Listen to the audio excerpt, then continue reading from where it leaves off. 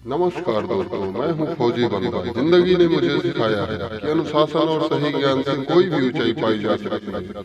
इस चैनल पर मैं आपके लिए लाता हूं बेहतरीन किताबों की समरी और लाइफ चेंजिंग सीख, वो भी हिंदी में। तो अगर आप भी चाहते हैं जिंदगी में तरक्की, पैसा और सफलता, तो चैनल को सब्सक्राइब करें, वीडियो को लाइक करें और इस मिशन का हिस्सा बने, क्योंकि हम सब मिलकर ही अपने सपनों को हकीकत बना सकते हैं। जय हिंद।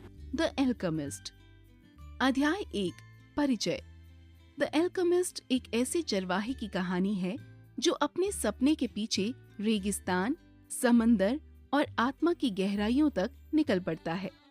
ये किताब आध्यात्मिक ज्ञान, रोमांच और सरलता को एक कहानी की तरह जोड़ती है। ऐसी कहानी जो सीधा दिल से बात करती है। ये कहानी आपको सिखाती नहीं है, बल्कि याद दिलाती है। अपने सपनों की सुनो, अपने दिल की मानो और उन संकेतों को पहचानो जो जीवन आपको भेज रहा है। अगर आपने कभी अपने रास्ते पर संदेह किया है, किसी अर्थ की तलाश की है या महसूस किया है कि जिंदगी में कुछ और भी होना चाहिए, तो ये किताब आपको उस रास्ते को ढूंढने में मदद करेगी। अध्याय 2, सपने। बचपन से ही हम ऐसे सपने देखते हैं जो ऊपर से सामान्य लगते हैं, लेकिन वे वास्तव में हमारे लक्ष्य की पहली झलक होते हैं। इस किताब की कहानी भी ऐसे ही एक सपने से शुरू होती है। चरवाहा लड़का सैंटियागो बार बार एक सपना देखता था, जिसमें वो इजिप्ट के पिरामिडों के पास कोई खजाना खोजता है। भले ही उसने कभी उन पिरामिडों को असली जिंदगी में नहीं देखा, पर सपना बार बार आता है और बिल्कुल असली लगता है। सैंटियागो का ये सपना सिर्फ एक कहानी नहीं, बल्कि ये दर्शाता है कि हमारी सबसे गहरी इच्छाएं अक्सर धीरे धीरे और चुपचाप हमारे पास आती हैं। जब वो एक सपने को समझने वाले व्यक्ति से मिलता है, तो वो कहती है, जाओ, पिरामिडों के पास तुम्हें खजाना मिलेगा। ये बहुत आसान जवाब लगता है, लेकिन यही बात महत्वपूर्ण है। वो कहती है, जिंदगी की सबसे असाधारण चीजें अक्सर सबसे साधारण होती हैं। ये सपना सैंटियागो को सिर्फ बाहरी नहीं, बल्कि आत्मिक यात्रा पर भी ले जाता है। जिंदगी में सपने पॉसिबिलिटी का प्रतीक होते हैं, पर वे प्रयास मांगते हैं। सैंटियागो अपने सपने के पीछे जाने के लिए अपनी भेड़ें बेच देता है, आराम छोड़ देता है और अनजान रास्ते की ओर चल पड़ता है। बहुत से लोगों के पास सपने होते हैं, लेकिन कुछ ही उन्हें अपनाते हैं, क्योंकि दुनिया की नजरों में वे अक्सर असलियत से परे लगते हैं। लेकिन जैसा कि लेखक कहते हैं, किसी सपने के सच होने की संभावना ही जीवन को रोचक बनाती है। इस किताब में सपनों को सोल ऑफ द वर्ल्ड से जोड़ा गया है, यानी एक ऐसी आध्यात्मिक शक्ति जो सभी चीजों को जोड़ती है। जब हम अपने सपनों का सम्मान करते हैं, तो हम केवल कल्पना नहीं करते, बल्कि किसी बड़ी सच्चाई से जुड़ते हैं। ये सपना सैंटियागो को आसान रास्ता नहीं देता। उसे धोखा मिलेगा, पैसा खोएगा, अपने फैसले पर संदेह होगा, लेकिन उसका सपना हमेशा उसे दिशा दिखाने वाला एक कंपास बना रहेगा। जब आप अपने खुद के लक्ष्यों और इच्छाओं को देखना शुरू करें, तो याद रखें कि स्पष्टता धीरे धीरे आती है। अगले अध्याय में आप जानेंगे कि जब आप अपने सच्चे सपनों का पीछा करते हैं, तो पूरा ब्रह्मांड आपकी मदद करने लगता है। अध्याय 3, व्यक्तिगत उद्देश्य। हर इंसान एक विशेष उद्देश्य के साथ जन्म लेता है, एक ऐसा मकसद जिसे उसे इस जीवन में पूरा करना होता है। लेकिन जैसा कि लेखक बताते हैं, ज्यादातर लोग उम्र बढ़ने के साथ अपने इस आंतरिक बुलावे को डर, सामाजिक दबाव और दिनचर्या की उलझनों में उलझकर भूल जाते हैं। सैंटियागो भी ऐसा ही करता, अगर एक रहस्यमय व्यक्ति मेल्कीसेदेक उसे याद न दिलाता कि जब तुम किसी चीज को सच्चे दिल से चाहते हो, तो पूरा ब्रह्मांड उसे पाने में तुम्हारी मदद करता है। ये विचार कि ब्रह्मांड आपके सच्चे रास्ते पर चलने में मदद करता है, इस किताब की मूल आत्मा है। पर्सनल लेजेंड वास्तव में क्या है? ये सिर्फ कोई नौकरी या लक्ष्य नहीं होता। ये वो गहरी, अक्सर अनकही चाह होती है जो हमारे अस्तित्व के उद्देश्य को दर्शाती है। सेंटियागो का घूमने और खजाने की खोज में निकलने का जुनून उन सभी लोगों के लिए प्रतीक बन जाता है जो अपने जीवन का वास्तविक अर्थ पाना चाहते हैं। इस यात्रा में सोल ऑफ द वर्ल्ड यानी विश्वात्मा की भी अहम भूमिका है। ये एक आध्यात्मिक ऊर्जा है जो सभी चीजों को जोड़ती है, मनुष्य, पशु, प्रकृति और यहाँ तक कि निर्जीव वस्तुओं को भी। जब हम अपने पर्सनल लेजेंड को फॉलो करते हैं तो हम इस ऊर्जा के साथ जुड़ जाते हैं। तभी हमें सही लोगों से मुलाकात और भीतर की आवाज के रूप में मार्गदर्शन मिलने लगता है। सेंटियागो अपनी यात्रा में एक अंग्रेज से मिलता है जो किताबों के जरिए रसायन विद्या सीख रहा होता है, जबकि सेंटियागो जीवन को देखकर सीख रहा होता है। ये फर्क दर्शाता है कि उद्देश्य तक पहुंचने का रास्ता हर किसी के लिए अलग होता है। सबसे जरूरी है कि आप अपने दिल की सुने और सीखने के लिए खुले रहें। बाद में एक अल्केमिस्ट सेंटियागो को बताता है कि ज्यादातर लोग इसलिए असफल हो जाते हैं क्योंकि वे सतही चीजों जैसे दौलत या नाम के पीछे भागते हैं। असली बदलाव तभी होता है जब इंसान अपने सच्चे उद्देश्य की खोज करता है। अगले अध्याय में आप जानेंगे कि असली परिवर्तन के लिए धैर्य, त्याग और अपने मकसद के लिए कीमत चुकाने की हिम्मत चाहिए होती है। अध्याय 4, जुनून, संघर्ष और उद्देश्य की कीमत। हर सार्थक यात्रा की एक कीमत होती है। अपने किसी सपने को पूरा करना या अपने व्यक्तिगत उद्देश्य यानी पर्सनल लेजेंड को जीना आसान नहीं होता। इसके लिए आराम, सुरक्षा और कभी-कभी अपने प्रिय लोगों या चीजों को भी छोड़ना पड़ता है। जैसा कि लेखक सेंटियागो की कहानी में दिखाते हैं, सिर्फ जुनून यानी पैशन ही काफी नहीं होता, उसमें लगातार मेहनत और बलिदान भी जोड़ना पड़ता है। सेंटियागो सब कुछ छोड़ देता है, अपनी भेड़ें, अपने घर को और यहाँ तक कि अपनी पहली कमाई को भी, जिसे अफ्रीका पहुंचते ही चुरा लिया जाता है। ये नुकसान उसके इरादे को परखते हैं, लेकिन इन्हीं अनुभवों से वो एक बुनियादी सच सीखता है। अपने मकसद तक पहुंचने का रास्ता आसान नहीं होता। जैसा कि कहानी में बताया गया है, निर्णय लेना तो सिर्फ शुरुआत होती है। असली यात्रा तब शुरू होती है जब आप उस निर्णय के साथ बहाव में उतरते हैं और वो बहाव आपको उन जगहों तक ले जाता है जिनके बारे में आपने पहले कभी सोचा भी नहीं था। असली प्रगति तब शुरू होती है जब हम परिवर्तन की कीमत चुकाने को तैयार हो जाते हैं। सेंटियागो एक क्रिस्टल की दुकान में काम करना शुरू करता है ताकि अपनी शुरुआती असफलता से बाहर निकल सके। वहां बिताया गया समय व्यर्थ नहीं जाता। वह अनुशासन, विनम्रता और निरंतर प्रयास की ताकत को समझता है। ये चमकदार सबक नहीं है, लेकिन जरूरी है। लेखक हमें याद दिलाते हैं कि सफलता कोई अचानक नहीं मिलती, बल्कि एक प्रक्रिया होती है जो अक्सर खामोशी और संघर्ष के बीच बनती है। यात्रा भावनात्मक रूप से भी सेंटियागो को परखती है। जब वो रेगिस्तान के एक ओएसिस में फातिमा से मिलता है, तो उसे एक कठिन चुनाव करना पड़ता है। अपने सपने के पीछे जाए या वहीं रुक जाए और प्रेम को चुन ले। ये एक आम परीक्षा है जब जिंदगी हमें कुछ सुंदर तो देती है, लेकिन अधूरा। बाद में अल्केमिस्ट उसे समझाता है, प्रेम कभी किसी को अपने मकसद का पीछा करने से नहीं रोकता। अगर वो रोक दे तो वो प्रेम नहीं है। इस अध्याय का गहरा संदेश है कि दुनिया उन्हीं का साथ देती है जो अपने रास्ते पर अड़े रहते हैं, चाहे कोई भी परीक्षा क्यों ना आए। सपनों को मेहनत चाहिए होती है, उद्देश्य को सहनशीलता। जो आप बनना चाहते हैं वो आपको बहुत कुछ खोकर ही मिलेगा, लेकिन जो मिलेगा वो कहीं ज्यादा मूल्यवान होगा।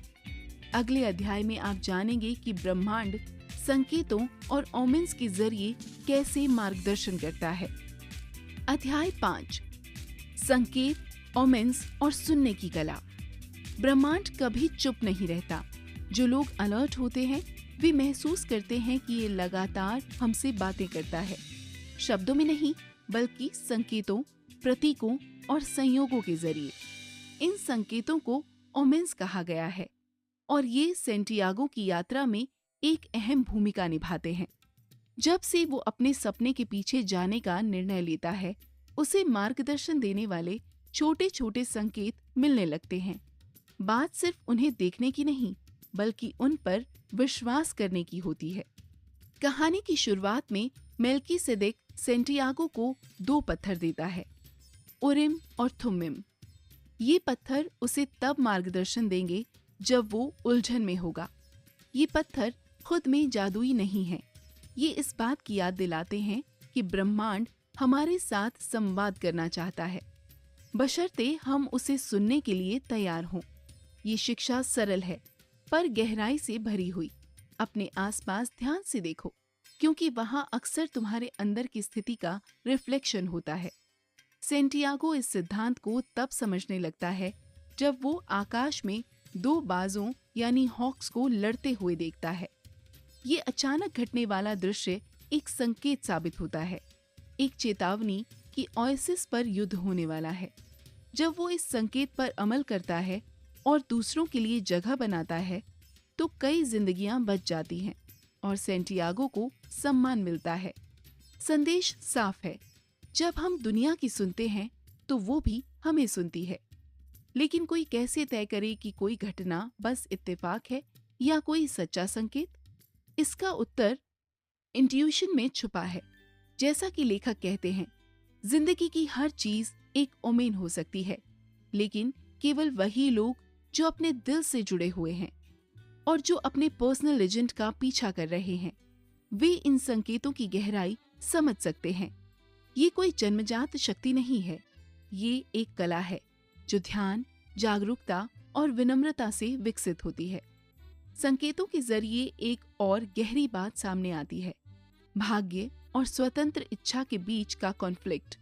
अरबी शब्द मकतूब का अर्थ है ये लिखा हुआ है। ये विचार बताता है कि नियति यानी डेस्टिनी मौजूद है, लेकिन केवल वे लोग जो उसकी ओर बढ़ते हैं वही उसे पा सकते हैं। ये दुनिया जीवित है और ये हमसे ओमेन्स की भाषा में बात करती है। अपने उद्देश्य की राह पर चलने के लिए इस भाषा को पढ़ना और उस पर भरोसा करना जरूरी है। अगले अध्याय में आप जानेंगे कि प्रेम भी इसी भाषा का हिस्सा है, रुकावट नहीं। अध्याय 6, प्रेम, स्वतंत्रता और दिल की भाषा। ये किताब हमें बताती है कि न केवल 2 लोगों के बीच, बल्कि एक व्यक्ति और उसकी नियति यानी डेस्टिनी के बीच में एक शांत लेकिन गहरा प्रेम है। जब सेंटियागो रेगिस्तान के एक ओएसिस में फातिमा से मिलता है, तो वो प्रेम से जुड़ता है। थोड़े ही समय में वो मान लेता है कि फातिमा उसकी नियति का हिस्सा है, लेकिन जल्द ही उसे एक कठिन निर्णय लेना होता है। क्या वो प्रेम के लिए अपनी यात्रा छोड़ दे या प्रेम को पीछे छोड़कर अपने पर्सनल लेजेंड का पीछा करे? फातिमा इस पर एक अलग दृष्टिकोण प्रस्तुत करती है। वो सेंटियागो से कहती है कि यदि उसका प्रेम सच्चा है तो उसे अपनी नियति को पूरा करने के लिए जाना ही होगा। वो एक रेगिस्तान की स्त्री है और जानती है कि सच्चा प्रेम किसी को रोकता नहीं। वो इंतजार करता है, समर्थन करता है और बढ़ता है। वो कहती है, अगर वो मेरे भाग्य में लिखा है तो वो लौट कर आएगा। अपनी इस समझदारी से वो सेंटियागो को ये दिखाती है कि प्रेम का अर्थ अधिकार नहीं बल्कि स्वतंत्रता है। बाद में अल्केमिस्ट भी सेंटियागो को चेतावनी देता है, अगर वो ओएसिस में रुकता है तो वो प्रेम नहीं बल्कि डर के कारण रुक रहा है। प्रेम कभी भी अपने उद्देश्य को छोड़ने का बहाना नहीं बनना चाहिए, बल्कि ये वो शक्ति होनी चाहिए जो यात्रा पूरी करने का साहस दे। रोमांटिक प्रेम से परे लेखक एक और प्रकार के प्रेम को दर्शाते हैं, वो प्रेम जो ब्रह्मांड में रचा बसा है। सेंटियागो कहता है कि वो प्रेम में है, केवल फातिमा से नहीं बल्कि संपूर्ण सृष्टि से। थिंक एंड ग्रो दिल की रिच। सुनना इसके जरूरी होता लेखक है, है केवल नेपोलियन हिल। भावनात्मक कारणों से नहीं, बल्कि इसलिए कि दिल संकेतों, भावनाओं और इंस्टिंक्ट्स की भाषा में सत्य की ओर मार्गदर्शन करता है। सच्चा प्रेम आपकी नियति से टकराव नहीं करता, वो उसे पूर्ण करता है। सच्चे प्रेम और सच्ची स्वतंत्रता के लिए यात्रा जारी रखनी पड़ती है, भले ही इसका अर्थ किसी चीज को छोड़ना हो।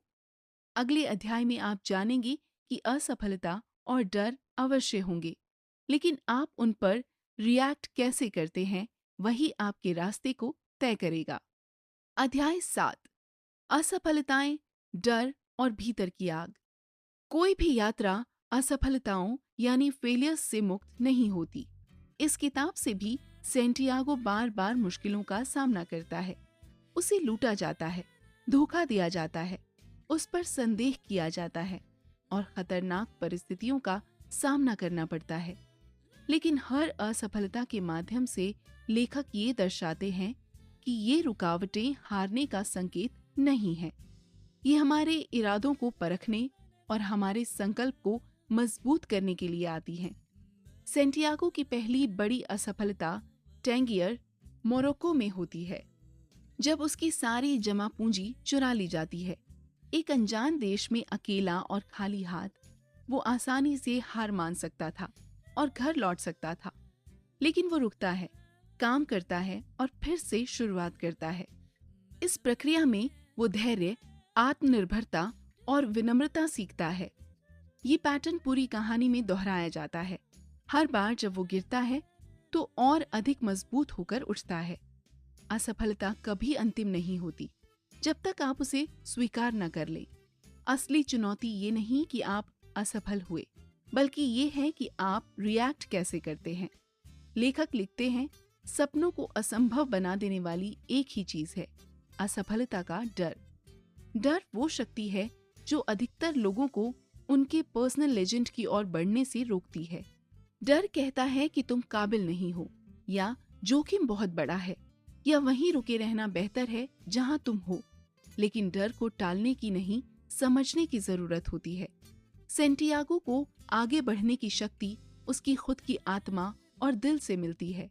दिल उसे कभी कभी चेतावनी देता है, डराता है, लेकिन वो सीखता है कि अपने दिल से संवाद कैसे किया जाए। अल्केमिस्ट उसे सिखाता है, तुम कभी भी अपने दिल से भाग नहीं सकते, इसलिए बेहतर है कि तुम उसकी बात सुनो। साहस का मतलब डर का ना होना नहीं है, बल्कि डर के बावजूद आगे बढ़ने का निर्णय लेना है। हर असफलता सेंटियागो को उस व्यक्ति में ढालती है जो अंत में उस खजाने का अधिकारी बनता है। केवल भौतिक नहीं, बल्कि आत्मिक खजाने का। भीतर जलती आग यानी अपने उद्देश्य के प्रति आपके कमिटमेंट को डर से अधिक प्रज्वलित रहना चाहिए। तब हर असफलता जीत के लिए ईंधन बन जाती है। अगले अध्याय में आप जानेंगे कि जिसे हम ढूंढते हैं वो अक्सर हमारे बेहद करीब होता है। अध्याय 8 स्पष्टता, पूर्णता और जीवन का पूर्ण चक्र। अपने पर्सनल लेजेंड की ओर बढ़ने की यात्रा शायद ही कभी सीधी होती है। सेंटियागो की कहानी भी जैसे कई असली जिंदगियां मोड़ों, संदेहों और खोजों से भरी हुई है। लेकिन अंत में द एल्केमिस्ट एक गहरी सच्चाई को उजागर करता है। कभी कभी हमें बहुत दूर जाना पड़ता है और बहुत कुछ खोना पड़ता है ताकि हम समझ सकें कि जिसे हम खोज रहे थे वो शुरू से ही हमारे करीब था। एक लंबी और ट्रांसफॉर्मेटिव यात्रा के बाद सेंटियागो आखिरकार मिस्र के पिरामिडों तक पहुंचता है, वही स्थान जो उसने अपने सपने में देखा था। वहां वो खजाने की तलाश में खुदाई शुरू करता है, लेकिन कुछ लुटेरे उसे पीटते हैं। उनमें से एक मजाक में कहता है कि उसने भी एक सपना देखा था कि स्पेन के खंडहर चर्च में एक साइकमोर पेड़ के नीचे खजाना दबा है। ये वही स्थान था जहां सेंटियागो की यात्रा शुरू हुई थी। सपना एक पूर्ण चक्र में पूरा हो गया। ये अंत कोई मजाक नहीं है, ये लेखक की अंतिम शिक्षा है।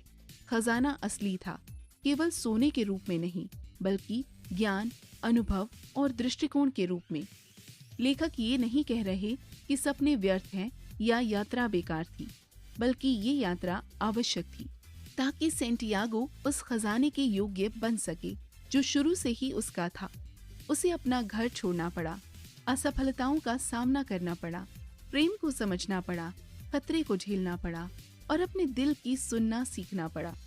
तभी वो लौट पाया, एक ऐसे व्यक्ति के रूप में जो अब केवल खजाना पाने वाला लड़का नहीं, बल्कि वो था जिसने दुनिया को समझा।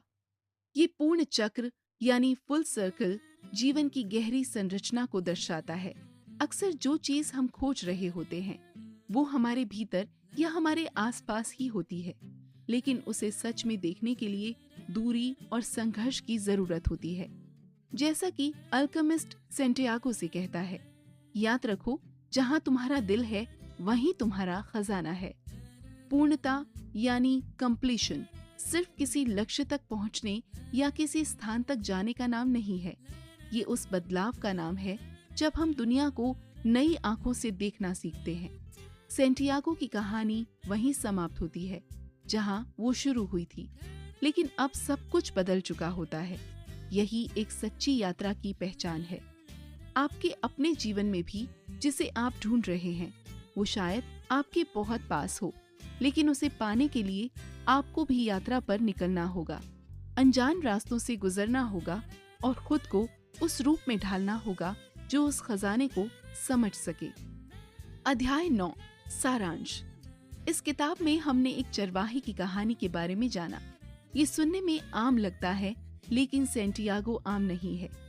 वो सपना सिर्फ देखता नहीं, उस पर चल पड़ता है। वो अपनी भेड़ें बेच देता है, समंदर पार करता है, सब कुछ खो देता है। एक कांच की दुकान में काम करता है, राजाओं, अल्केमिस्ट्स और प्रेम से मिलता है। रेगिस्तान उसे परखता है और दुनिया उसे सिखाती है। धीरे धीरे वो खुद को ही खोज लेता है। खजाना सच में होता है, लेकिन इजिप्ट में नहीं। वहीं छुपा होता है जहां से वो चला था, स्पेन के एक पुराने चर्च में, एक पेड़ के नीचे। असली यात्रा सोना पाने की नहीं थी, उस इंसान में बदलने की थी जो उसे पहचान सके। ये कहानी सिर्फ सेंटियागो की नहीं है, ये आपकी भी है। ये किताब आपको कुछ नया नहीं सिखाती, बस वो याद दिलाती है जो आपका दिल पहले से जानता था। आप सुन रहे थे द एल्केमिस्ट, जिसके लेखक हैं पाउलो कोएल्हो। ये समरी आपको कैसी लगी? इस पर अपने सुझाव, परेशानियां या किसी नई समरी को ऐड करने के लिए हमें कॉन्टैक्ट अस से संदेश भेजें। तब तक के लिए सुनते रहिए और हर रोज आगे बढ़ते रहिए।